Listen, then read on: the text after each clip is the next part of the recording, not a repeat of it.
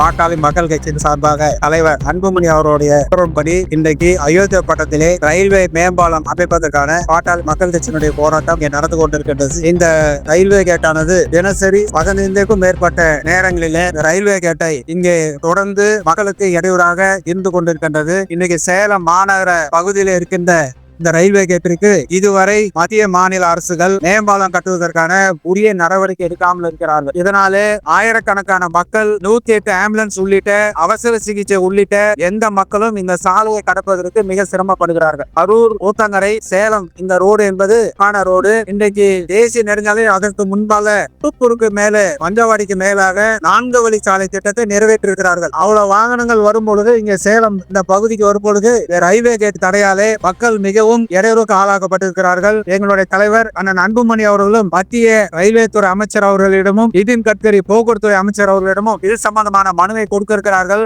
ஆனால் இதுவரை எந்த ஒரு நடவடிக்கையும் எடுக்கப்படவில்லை. ஆகவே நாங்கள் இந்த மத்திய மாநில அரசும் அதுக்கு உண்டான அழுத்தத்தை கொடுத்து ரயில்வே மேம்பாலம் வருவதற்கு உடனடியாக நடவடிக்கை எடுக்க வேண்டும். இது மக்களுக்கு வாழ்வாதாரமான பிரச்சனை என்பது மட்டுமல்ல, உயிர் காக்கின்ற பிரச்சனையாக இருக்கிற காரணத்தினாலே இது உடனடியாக மத்திய மாநில அரசுகள் நடவடிக்கை எடுக்க வேண்டும். வருகிற நிதியாண்டிலாவது இதற்கான திட்டத்தை நிறைவேற்றி அந்த பாலத்துக்கான திட்டம் அறிவித்து நீங்க ஒதுக்க வேண்டுமாய் மாநில மத்திய அரசு கேட்டுக்கொள்கின்றோம். அதே போல நீண்ட நாட்களாக இருக்கின்ற சேலம் ரிங் ரோடு சேலம் மாநகர மாவட்டத்திற்கு நகரத்திற்குள் வருகின்ற அந்த ரிங் ரோடு திட்டமும் கிட்டத்தட்ட 5 ஆண்டு காலத்திற்கு மேலாக நிலுவையில் இருந்து கொண்டிருக்கிறது. அந்த ரிங் ரோடு போட்டால் மட்டுமே சேலம் மாநகருக்குள்ளான அந்த போக்குவரத்து நெரிசலை தடுக்க முடியும். ஆகவே சேலம் வட்ட ரிங் ரோடை மத்திய மாநில அரசுகள் அமைப்பதற்கும் இந்த நேரத்தில் பாட்டாளி மக்கள் கட்சி தலைவர் அன்புமணி சார்பாக வலியுறுத்தி கேட்டுக்கொள்கின்றோம். இந்த அரசு உடனடியாக இதற்கான நடவடிக்கை எடுக்கும்.